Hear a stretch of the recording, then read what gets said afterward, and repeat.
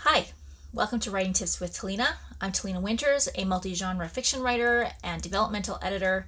And for the last month with my Writing Tips blog and videos, I have been posting about how to use the log line for as an outlining tool and as a marketing tool.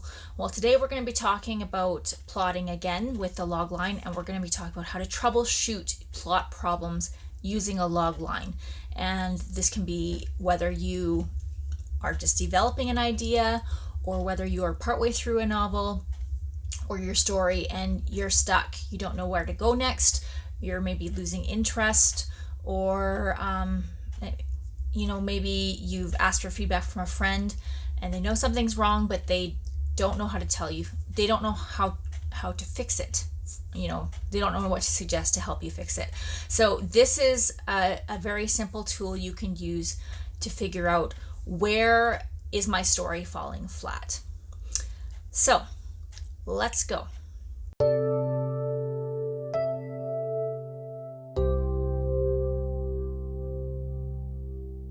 Before we jump in today, I just want to say I make these videos thanks to my patrons. My patrons get early access to these videos when I release them every 2 weeks, and it's because of them that I take the time to do this. So thank you so much to my patrons for helping with this. If you want to check into my Patreon community, then please go to my my Patreon page at patreon.com/Talena Winters. All right, let's talk about how to troubleshoot your log line or your plot problems with your log line. So first of all, if you haven't heard of a log line before, a log line is simply telling your entire story in a single sentence. It encapsulates all the primary conflicts of your story in one sentence. And as I've mentioned before in my logline video, if you don't know how to do this, you probably don't really know what your story is about yet. But it's easy to say that. It can be a little hard to figure out what all those elements are. And trust me, I get it. I'm a writer, so I've been there. And sometimes I've had to tweak my log lines as I've been writing my story, and I figure out a little bit better what exactly my story is about. And I usually end up having to do that when I'm at those points where I'm like, I don't know what happens next. Well, then I go back to my log line, and either the log line reminds me where I was going to go, or I look at the log line and go, I don't think that's actually what my log line should be. And then I work on revising it and really thinking about the things that my story is about, and then go forward. So that's what we're going to talk about today, is how to do that. So just to remind you, what a log line is a protagonist with a need, plus an antagonist with a need, plus stakes, plus an intriguing twist, and then optionally plus a ticking clock. And you can get a more in-depth exploration of what log lines are in my previous video about your story in a single sentence, the log line, or on my writing tips blog at talenawinters.com/writing-tips, and then search for the log line and you'll come up with that post. Okay, so if you're here watching this video, I'm assuming you're having a few problems. So here are 3 common things that might be wrong with your plot that we can look at, work with our log line to fix. So the first common problem is that maybe your log line is addressing the wrong conflict.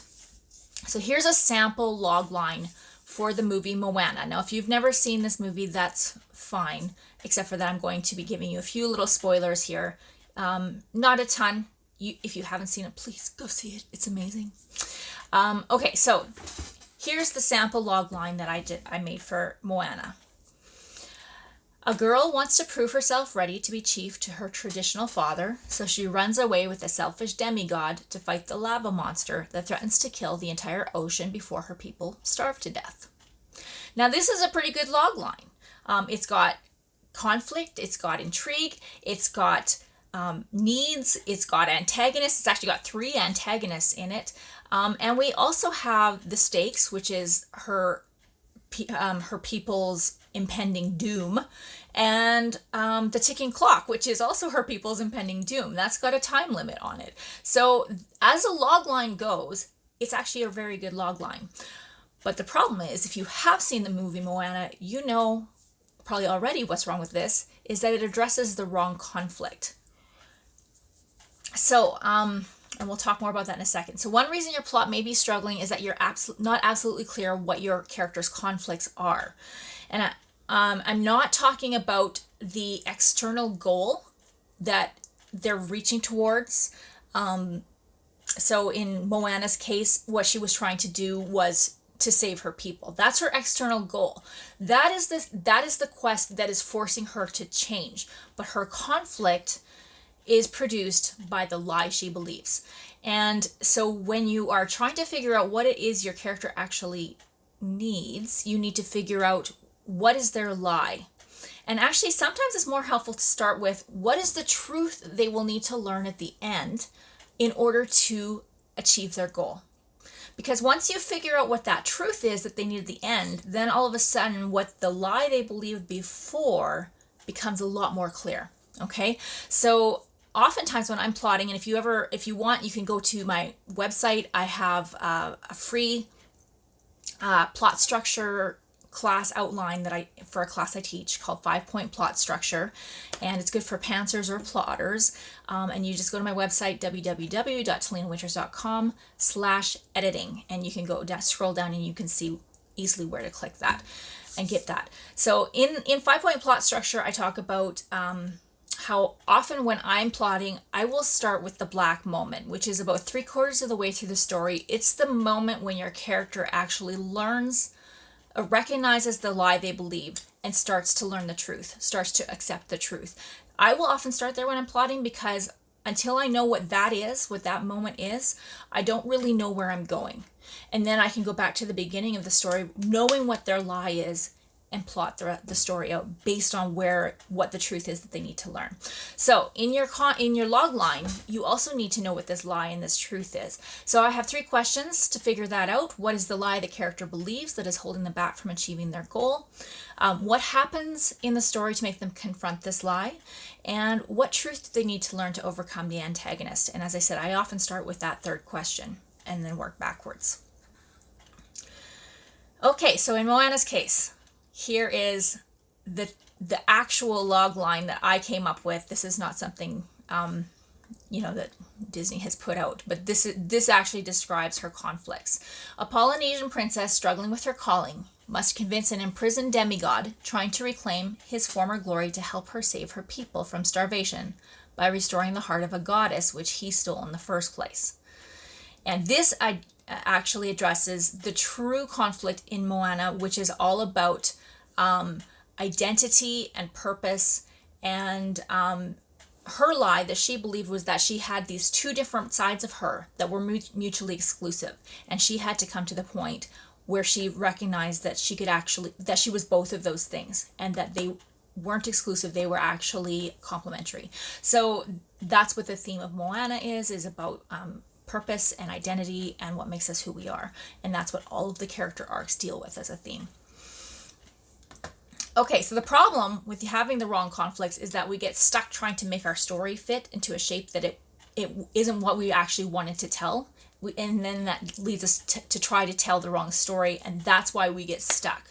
We're like, this isn't what I wanted to say, but I'm not sure what to do. So that's why at that point you would need to think about what those conflicts actually are and rework your log line, and then use that log line that you've reworked to guide your story and your writing process going forward. Okay, log line problem number 2. The stakes are the wrong scope. Now for me, I am infamous for writing very long stories. I like writing long stories. I am learning how to write short stories. I know what my problem is though. Why I struggle with writing those shorter stories is because I often come up with ideas that are too big. My struggle is finding ideas that are small enough to fit into the number of words that would make only a short story. When you're writing, the bigger your initial problems and the more characters involved in them, the longer it's going to take to tell the story. So I usually, when I'm trying to think of a short story, I will start with a small idea, and as I'm developing it in my head, all of a sudden one little addition, and all of a sudden I'm like, oh, now it's a novel. So that's how my brain works. I like it complicated, and probably I need to learn to appreciate short fiction a little bit more so I can do a better job of it. But this is exactly the problem. So here is a sample log line. Okay, so your log line and your stakes, your characters, your plot threads, the scope of it has to match the length of the story you want to tell. So you probably don't want really world-ending stakes on a short story. And again, this is a guideline. I'm sure somebody's done it and done it very, very well. But in general, you want to have fewer characters, fewer complications, and a smaller arc in a short story that you have to go through. But then that kind of logline will not work for a series. So here's the contrast. Sample logline. A 12-year-old orphan boy with magic and his clumsy best friend must drive a magical flying car to school before the term starts and they are expelled, but neither of them knows how to drive. Okay, so if you've seen the Harry Potter movies or watched Harry Potter, you probably recognized part of the beginning of book 2 of the Harry Potter series there. Harry and Ron have to fly Ron's dad's car to school. That would be perfect for a short story. If somebody wanted to take that concept and just write a short story just about that, it would be perfect. You could probably get 5,000 words out of that, using that concept and developing a couple other things in there. It is not enough to carry a 7-book series. So if we're looking at a series logline for Harry Potter, what we have is a young misfit orphan boy with special abilities finds out he is part of a secret world of magic threatened by the dark wizard who killed his parents. And he and his new friends from wizard school might be the only ones who can stop the wizard and the forces of evil from taking over the world.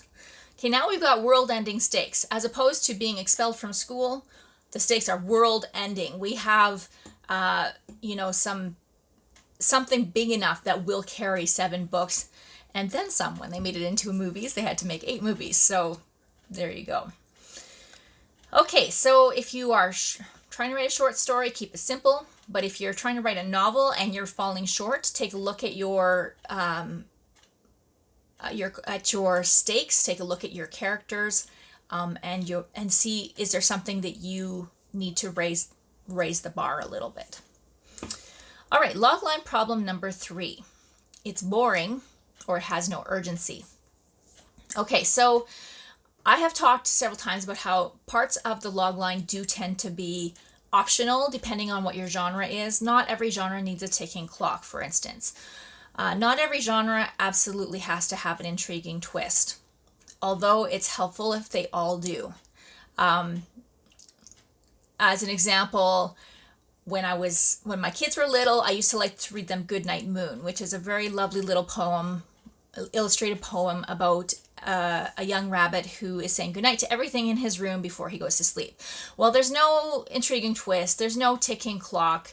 That story isn't about that, though. It's about lulling language to soothe a child to sleep and to help them learn to love language. Okay, but as soon as we get past the board book stage, we're introducing problems into stories. So as an example of that, children's books can still use all of these elements, and I recommend pretty much every book has all these elements, especially if you're struggling with your story falling flat.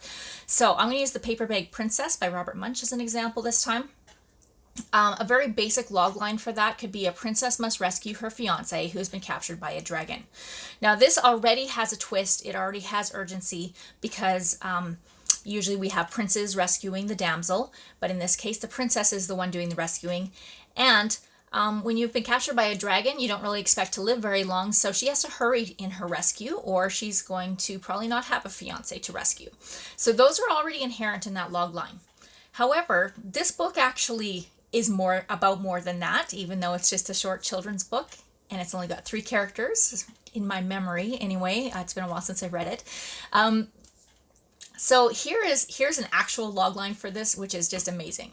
A princess must rescue her dreamboat fiance from a dragon while wearing nothing but a paper bag, but discovers his true character in the process and lives happily ever after without him.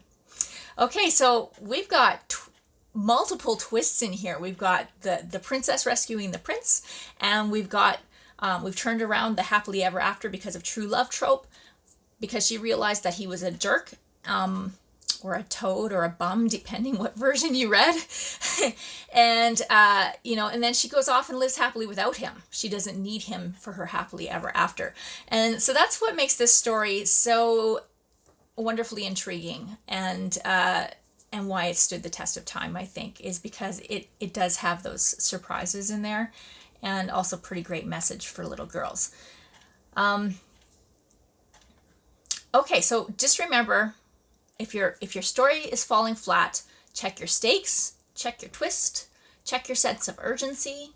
Could any of those be improved in some way to make your story more compelling?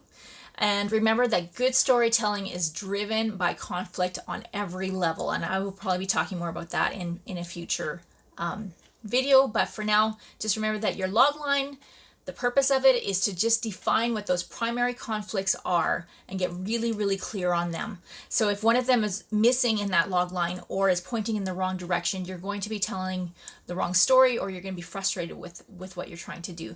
So work on recrafting that log line to define what it is you actually want. And then that log line becomes your guide as you're writing through and you're getting more crazy ideas. And then you can kind of remember what it is that you're trying to tell and stay true to that story. Because sometimes we go on rabbit trails as writers. It also helps you see if you're having some conflicts in the log line that don't really conflict. If it's not enough, that helps you see that.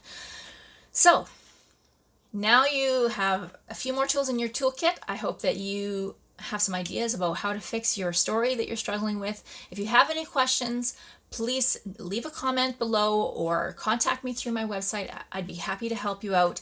Also, please check out my Patreon page at patreon.com/Talena Winters. I have a tier on there that's really geared towards writers who are wanting to learn to be better. It includes these bi-weekly videos, but also once a month I am planning to do a monthly live stream video where we'll do direct question and answer sessions, or live action sessions where I would read anonymously submitted work and give tips about how to improve it. So it's a great opportunity to get some direct feedback on your work with very low investment on your part. Plus, there's lots of other great benefits of being part of my Patreon community. So again, please check it out, patreon.com/Talena Winters. Check out my website. I've got a whole archive full of writing tips there and some editing services where I could help you out directly. That's www.talenawinters.com. I look forward to hearing from you. Have a great day and happy writing.